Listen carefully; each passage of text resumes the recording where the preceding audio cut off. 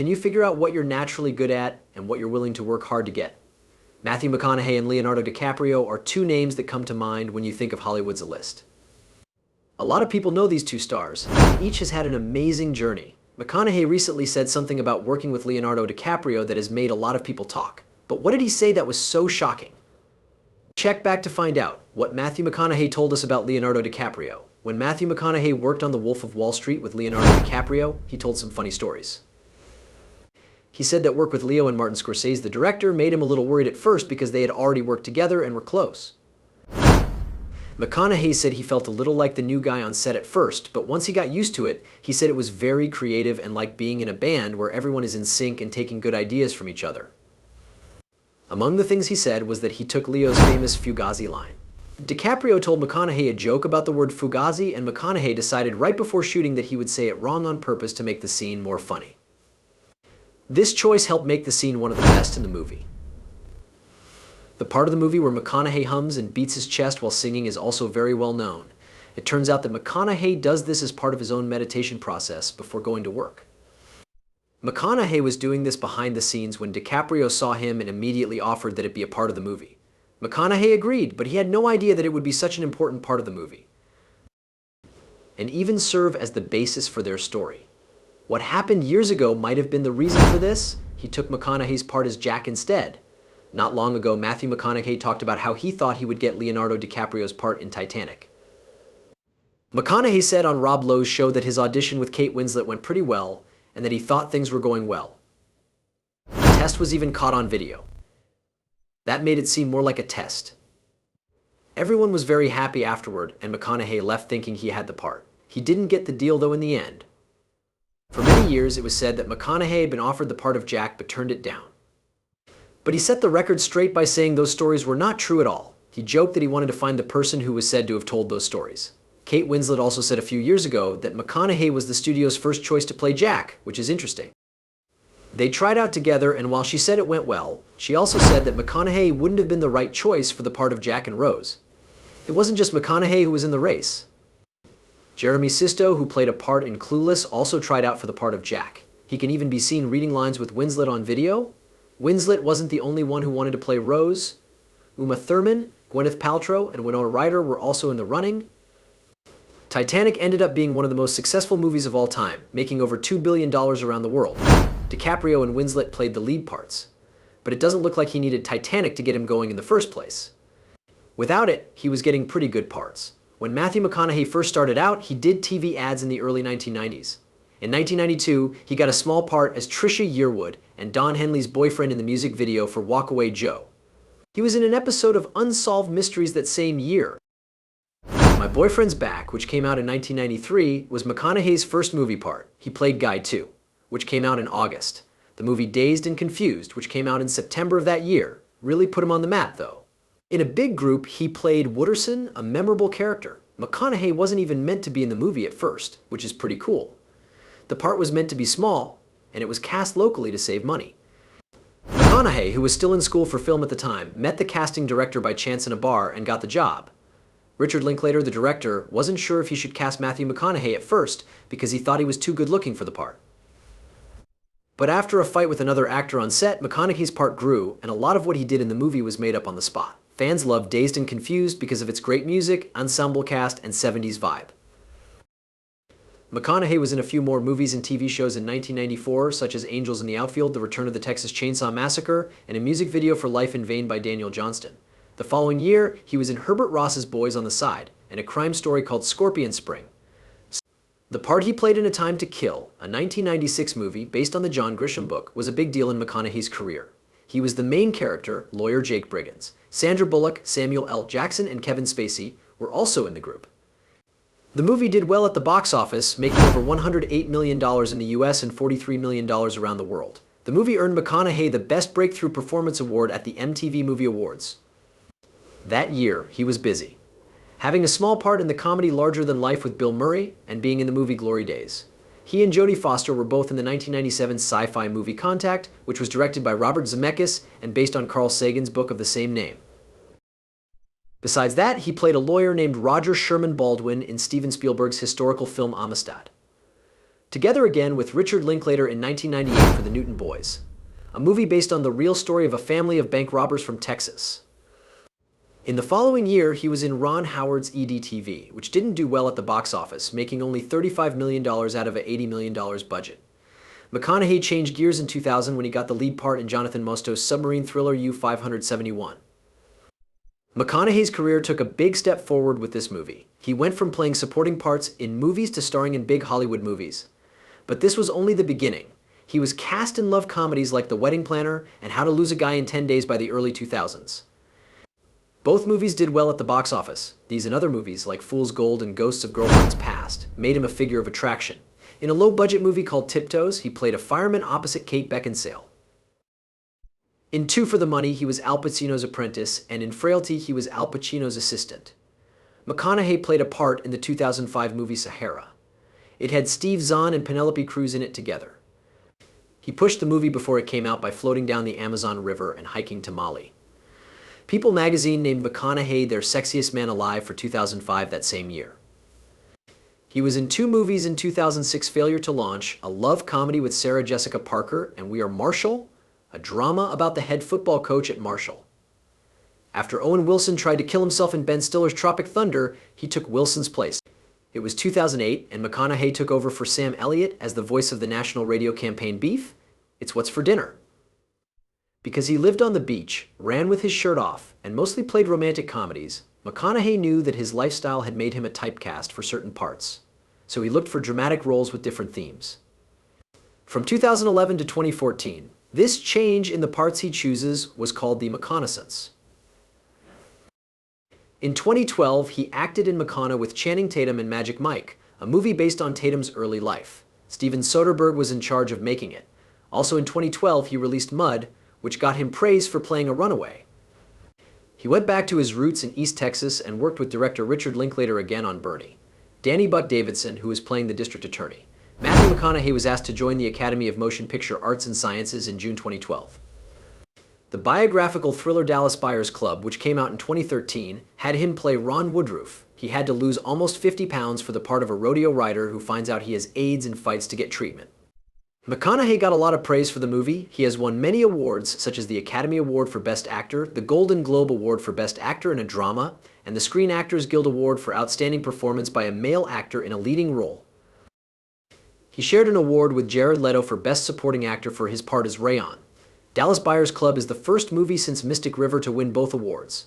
As Mark Hanna, he was in Martin Scorsese's movie The Wolf of Wall Street, a boss of Jordan Belfort in the past. McConaughey taped a PSA for the LBJ Presidential Library in Austin, Texas during this time. Time magazine named McConaughey one of the 100 most important people in the world every year in April 2014. In August 2014, McConaughey and the Lincoln Motor Company agreed to work together on an ad campaign for several years. In the ads directed by Nicholas Winding Refn, McConaughey drove a Lincoln MKC crossover and told stories. As soon as the ads came out in September 2014, Ellen DeGeneres, Conan O'Brien, Jim Carrey, South Park, and Saturday Night Live made fun of them. 1 month after the ads started, Lincoln's overall sales went up by 25%. McConaughey continued to be in a run of commercials for a few more years. He also backed the MKZ car, the MKX and Nautilus crossovers, and the Aviator SUV during this time. In 2014, McConaughey got a star on the Hollywood Walk of Fame. The address is 6931 Hollywood Boulevard. In the same year, he co-starred with Woody Harrelson in True Detective, an HBO crime thriller anthology series. He got the Critics' Choice Television Award for Best Actor in a Drama Series for his role as Rust Cole. He was also up for the Golden Globe Award for Best Actor in a Miniseries or Television Film and the Primetime Emmy Award for Outstanding Lead Actor in a Drama Series. Bryan Cranston beat him to win both awards. With his first Oscar win and the praise he got for True Detective, McConaughey seems to be tapping into something important, staying true to himself while growing older and stretching, even though they are the same age. The McConaissance is what critic Rachel Syme called his fame and performances while taking on more difficult dramatic parts. In the same year, McConaughey got good reviews for his role as Cooper, a widowed father and astronaut in Christopher Nolan's big science fiction movie Interstellar. Even though lately things haven't been going so well for him, his job has gone up and down. Matthew McConaughey had a busy 2016. He went straight into work on Gus Van Sant's The Sea of Trees 2015 with Ken Watanabe. He had lead roles in the movies Free State of Jones and Gold. He also did voice work for animation hits like Sing and Kubo and The Two Strings. In the same year, he was named creative head and face of Wild Turkey with the goal of getting more women and fans from around the world to follow the brand. McConaughey played Walter Paddock in the Stephen King movie The Dark Tower in 2017, but the reviews weren't great. He next played a part in White Boy Rick, a true crime thriller that got mixed reviews in 2018. The next year, he was in Serenity with Diane Lane and Anne Hathaway, but neither audiences nor reviewers liked it. When he did well in Harmony Korine's comedy The Beach Bum in 2019, things got better. The movie also starred Zac Efron and Jonah Hill. At the end of the year, he had a great part in Guy Ritchie's movie The Gentleman as a drug lord named Mickey Pearson. McConaughey's autobiography, Greenlights, came out in 2020. In 2023, he played an animated Elvis Presley in Netflix's Agent Elvis. McConaughey will play the lead role in a new show that is linked to Yellowstone since Kevin Costner is leaving the show, so there's still a lot to look forward to. When it comes to Leonardo DiCaprio, things have gone well from the start. In 1991, DiCaprio made his movie debut as the shady landlord's stepson in the low-budget horror sequel Critters 3. He later said that the part was just another kid with blonde hair. It's been said that DiCaprio would rather not remember Critters 3. He thought it was one of the worst movies ever made and vowed to never play a part like that again. Toward the end of 1991, he started appearing regularly on the comedy Growing Pains as Luke Brower, a homeless boy who was taken in by the show's main family. Joanna Kearns, DiCaprio's co-star, remembers him as being very smart and friendly for his age. However, she also said that he was naughty and funny on set and often made fun of her. The makers chose DiCaprio because they thought she would appeal to young women. However, his addition did not make the show more popular, and he left before the end of its run. For co-starring in a TV show, he was nominated for a Young Artist Award for Best Young Actor. He also had a small part in an episode of Roseanne in 1991 that wasn't given to him. In 1992, DiCaprio had a small part in the first Poison Ivy movie. He was also handpicked by Robert De Niro from a group of 400 young players to work with him in this boy's life. The movie, which is based on Tobias Wolff's book, is about Toby DiCaprio, a rebellious teen, and his mother, Ellen Barkin, and his abusive stepfather, De Niro. Michael Caine Jones, the director, said that DiCaprio wasn't acting right on set. For this reason, Caine and Jones were strict with DiCaprio, and his behavior started to get better after that. According to Bill Jabari of Rolling Stone, the strong connection between DiCaprio and Barkin made the movie better. He praised DiCaprio's performance as the character's complicated change from an unruly teen to an independent young man. He became known for the first time through the movie This Boy's Life. In the 1993 comedy drama What's Eating Gilbert Grape, which was about a troubled Iowa family, DiCaprio played Johnny Depp's nerdy brother. Director Lasse Hallström was skeptical at first because he thought DiCaprio was too good-looking for the part, even though Caine and Jones pushed him to get the part. Hallström chose DiCaprio because he was the most alert of the auditionees. To make sure his performance was true to life, DiCaprio studied children with similar disabilities and how they behaved, and Hallström let him use the things he had learned to create the character. The movie did well with critics. There were nods for him for a Golden Globe Award and an Academy Award for Best Supporting Actor when he was 19. He also won a National Board of Review Award. In this area, he is the 7th youngest nominee. The movie's real show-stopping turn comes from Mr. DiCaprio, wrote Janet Maslin in the New York Times. He makes Artie's many tics so shocking and vivid that he is hard to watch. At first, the show is intense from start to finish with a sharp, desperate edge. Karen James, who also writes for the New York Times, said this about his roles in this boy's life and What's Eating Gilbert Grape. He made those boys' emotional neediness seem natural and powerful. His first part was in Sam Raimi's Western The Quick and the Dead, which came out in 1995. When Sony Pictures had doubts about hiring DiCaprio, his co-star Sharon Stone paid his pay.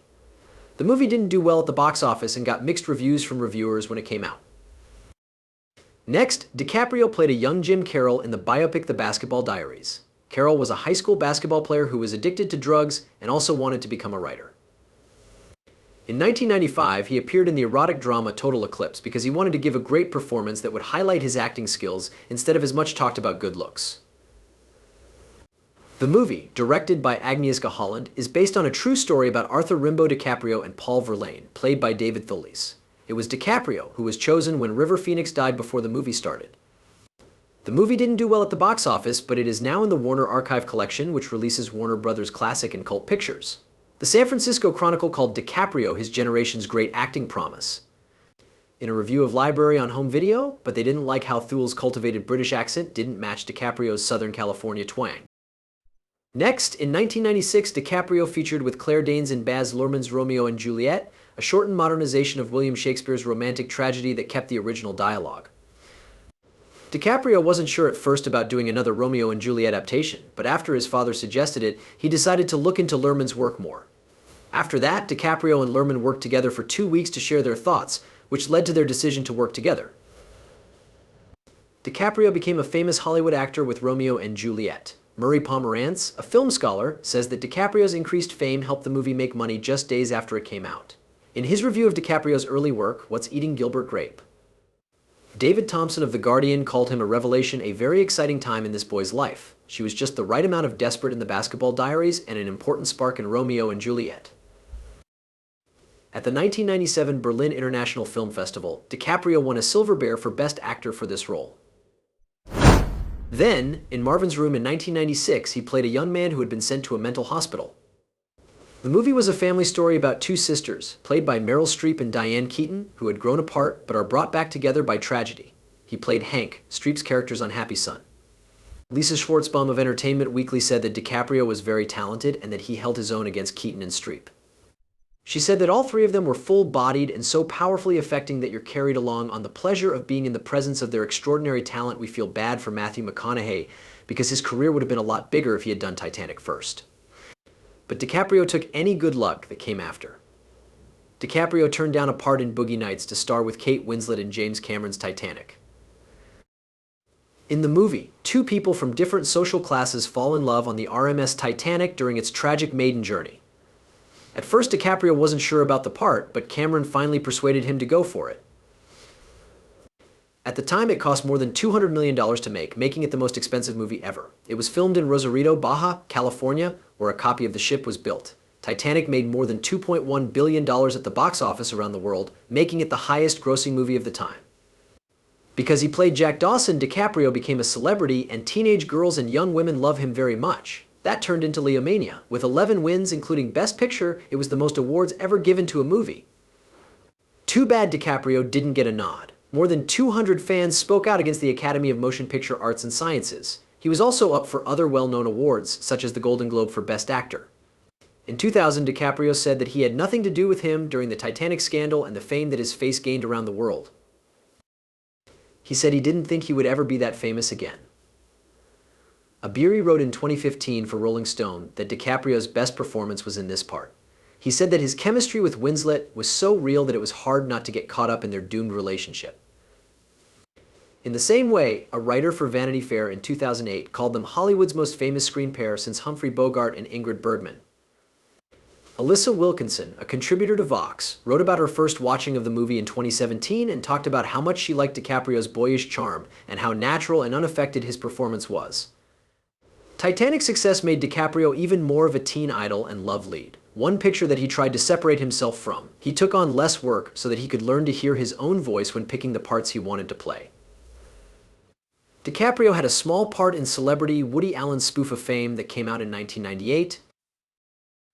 Iberi said that DiCaprio was the best thing about the movie. In Randall Wallace's The Man in the Iron Mask that same year, he played both the evil King Louis XIV and his secretly good twin brother Philippe. The story was based on a film with Douglas Fairbanks in 1929 and a movie with the same name in 1939.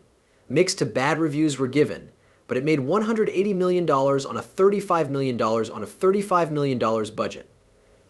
But Owen Gleiberman, a reviewer for Entertainment Weekly, said that DiCaprio didn't look old enough to play the part. He did, however, praise him as a natural and fluid actor, with the face of an angel going rogue.